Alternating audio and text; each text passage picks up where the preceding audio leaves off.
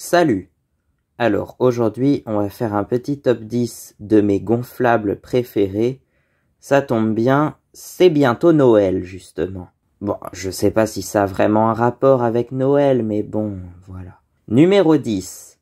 Alors on a dit effectivement qu'on va parler de à peu près tout ce qui est gonflable. Donc on va en parler maintenant, comme ça sera dit. Numéro 10, donc les petits bateaux gonflables avec moteur Yamaha avec un recoil starter. Bon, comme par exemple le Yam 310 STI. Oui, parce que apparemment Yamaha avait fait, enfin je crois qu'ils font toujours, des petits bateaux gonflables comme ça pour aller avec les fameux moteurs hors-bord Yamaha. Donc voilà.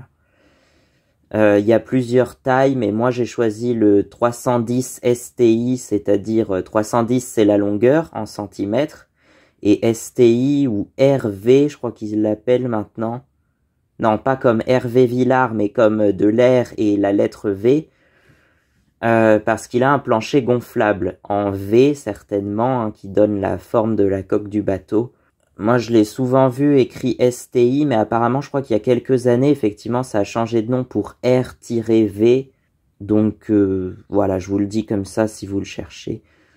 J'ai trouvé une vidéo en espagnol, justement, sur un 275. Voilà, donc bateau entièrement gonflable, entièrement dégonflable pour le ranger, je sais pas, dans une voiture ou dans un truc comme ça. Avec petit moteur Yamaha, je crois que c'est jusqu'à 10 chevaux sur ces petits bateaux-là. Mais c'est certainement suffisant. Moi, j'y connais pas assez sur les bateaux, mais je sais que je suis attiré par ce genre de petits moteurs-là. Par tout ce qui a un moteur à combustion interne, donc forcément, voilà. Bon, on s'éloigne pas mal du sujet. Après, effectivement, il faut mentionner également les bateaux Honda On-Wave, puisque Honda, ils font également des bateaux dans le même style, hein. Je sais pas qui a copié sur qui l'a fait en premier, mais je crois que les Honda On-Wave sont plus connus que les Yamaha Yam. Donc voilà, les Yam Inflatables. Donc du coup, j'avais envie de les présenter, de les mentionner comme ça. Bon, après, sinon, bien sûr, il y a plein d'autres constructeurs, on va dire, qui font des petits bateaux comme ça. Le plus connu, c'est Zodiac, à l'origine un fabricant français de ballons dirigeables, mais qui s'est lancé dans le bateau gonflable, et depuis, un Zodiac, c'est devenu un synonyme de petit bateau gonflable comme ça. Donc, voilà. Bateau sur lequel on peut fixer un moteur hors bord, ouais, c'est ça. Ce qui fait que ce qu'on va appeler le tableau arrière, en anglais, on appelle ça le transom. C'est la seule partie rigide du bateau, en fait, hein. Après, certains, ils ont plus un plancher en bois, quand même, bois ou aluminium, ça dépend.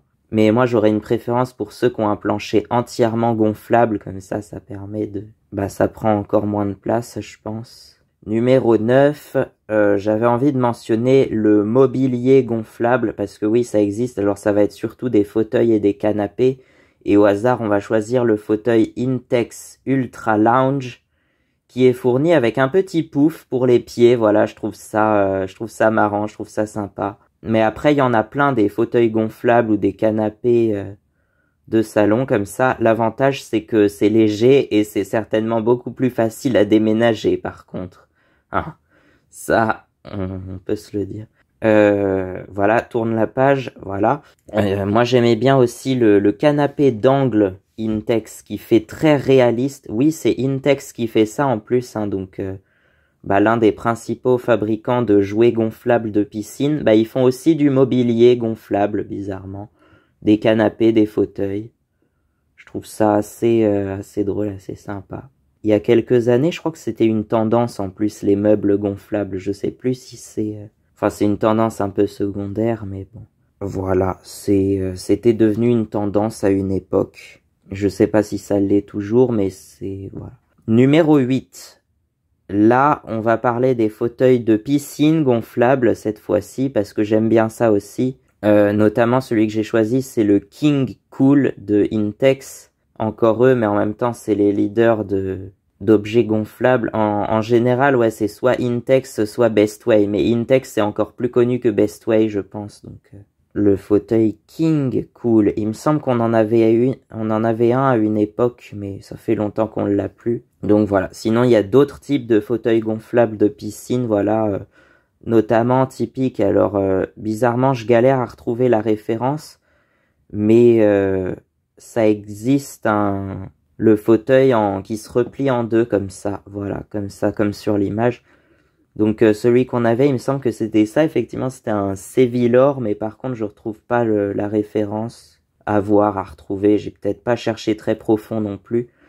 Sevillor d'ailleurs, c'est peut-être que vous connaissez parce que c'est surtout un fabricant de petits bateaux et de kayaks gonflables aujourd'hui, surtout connu pour ses kayaks gonflables d'ailleurs, hein, en grande partie. Mais ils font aussi toutes sortes de bateaux et peut-être je sais pas s'ils font des jouets de piscine, mais ils font des bateaux, je crois qu'il y a la Caravelle de Sevillor qui est assez connue. Sinon, il y a le fauteuil Intex River Run que je trouve joli aussi. Et le Recliner Lounge, alors c'est ça que j'avais mis. Voilà, mais il y en a plein. Il y a plein de modèles différents, donc allez choisir le vôtre, celui que vous préférez. Donc voilà. Numéro 7. Alors vous savez que j'aime bien aussi tout ce qui est jet ski, tout ce qui est moto d'eau gonflable. Oui, ça existe. Et notamment la Aston Ocean Scooter FX. Voilà, à voir. Bon, après, il y a toujours mais bon, on l'enlèvera, on le retirera pour s'il le faut. Celui-là, il est un peu plus à taille humaine, à taille adulte, on va dire, que le modèle suivant, hein, numéro 6, mais on va en parler un petit peu plus tard. Mais en gros, ouais, la particularité, c'est que c'est un truc entièrement gonflable, à l'exception du guidon et du système propulseur, quoi. Parce que oui, il y a un système de propulseur qui fait avancer, je crois, à 3 ou 4 km/h, mais bon. Nous, c'est clairement pas ce qui m'intéresse le plus, mais bon, je trouve ça un peu stylé quand même, voilà. Numéro 6, alors celui-là il est beaucoup plus connu, je pense, hein, un peu plus petit mais beaucoup plus connu, le Yamaha Aqua Cruise. Alors il existe je crois sous d'autres marques parce qu'en vrai c'est pas vraiment Yamaha qui fait ça, hein. C'est de ce que j'ai cru voir sur la boîte, sur le carton, parce que j'ai trouvé une photo de la boîte. Ça serait produit par l'entreprise Sport Dimension Inc. Je crois que c'est ça, Sport Dimension.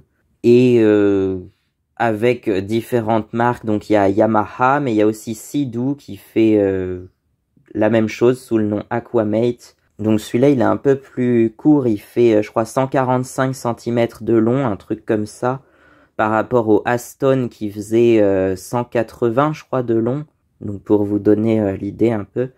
Sachant que Aston, c'est assez peu connu, apparemment ça serait une marque australienne de ce que j'ai cru voir, enfin c'était écrit je crois aston.au, donc c'est les sites australiens je crois .au, et donc voir aussi les Sea-Doo Aquamate, assez connus, Aqua Ranger qui est sympa, assez grand, plus grand que le Aquamate je pense, mais beaucoup moins connu, et le Aquamaster, bon après...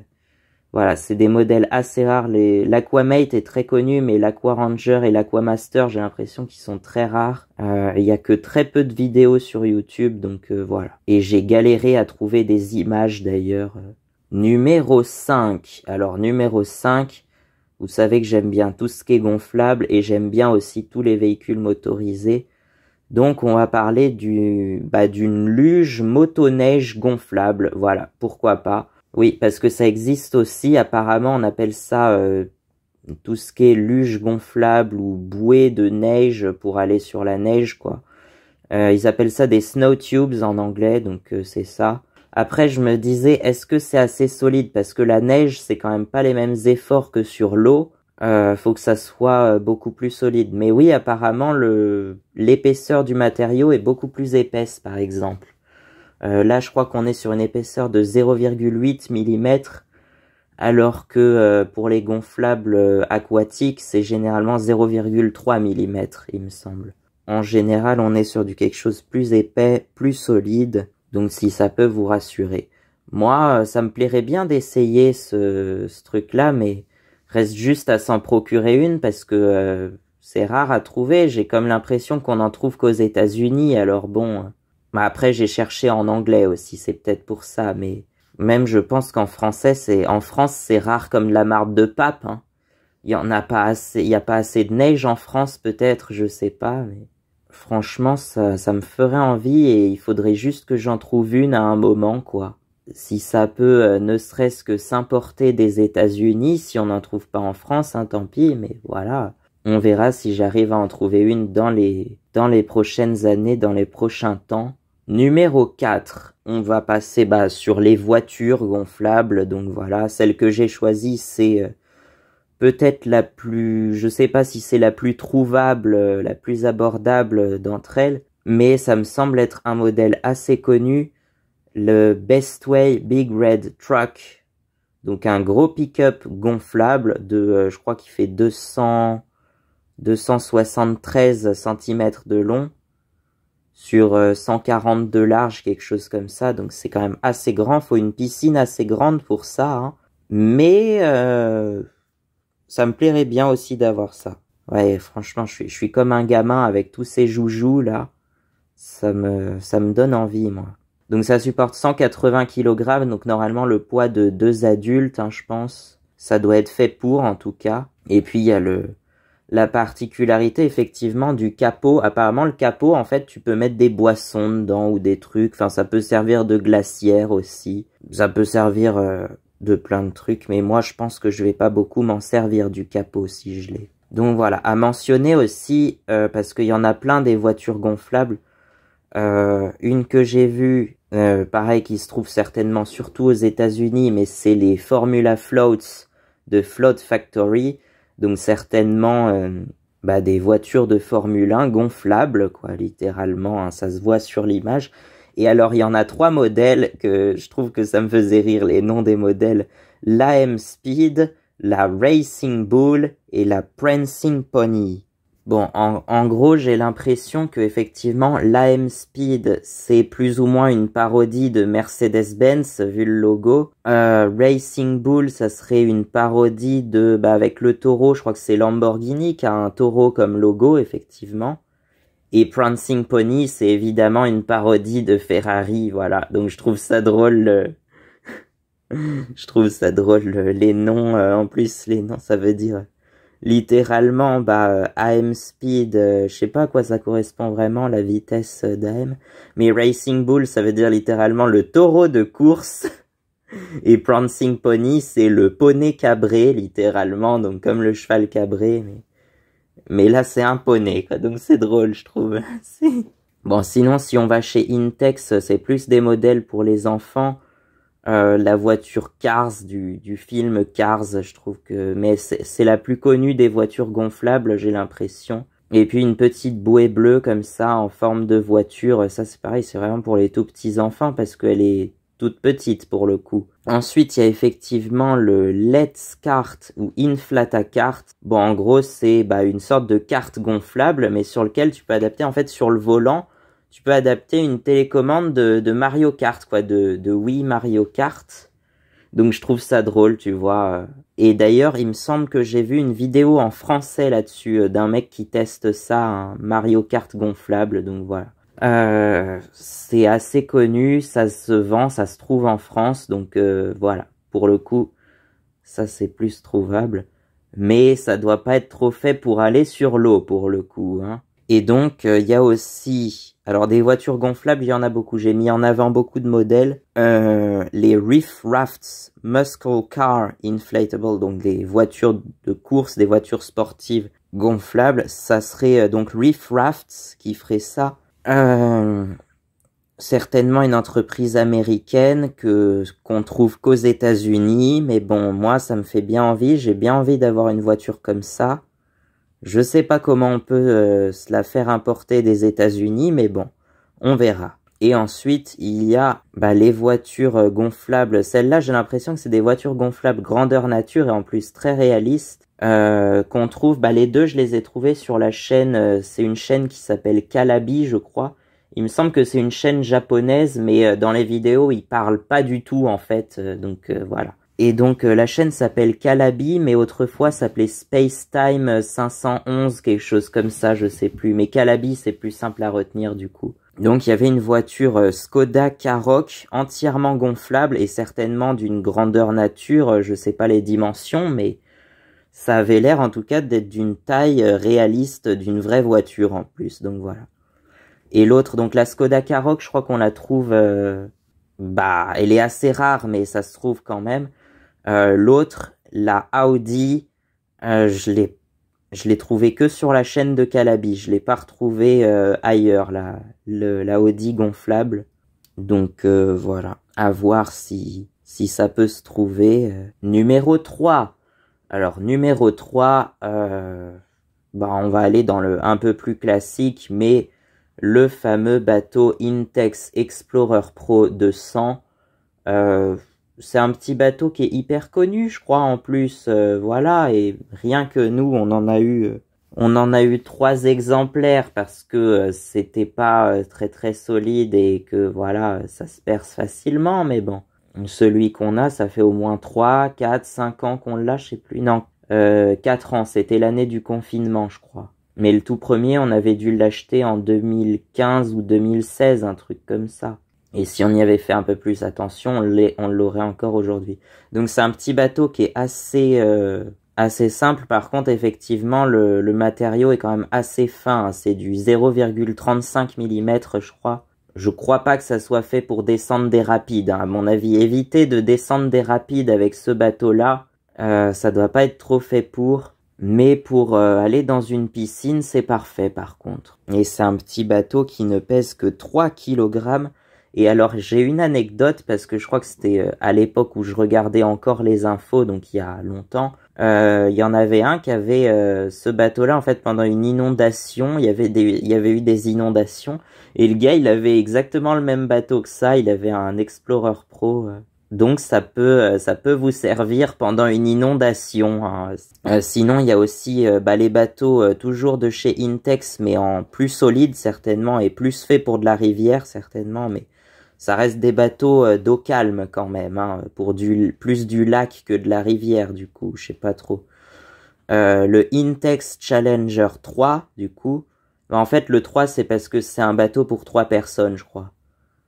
Parce qu'il existe aussi en 2 personnes et peut-être en 4 personnes aussi.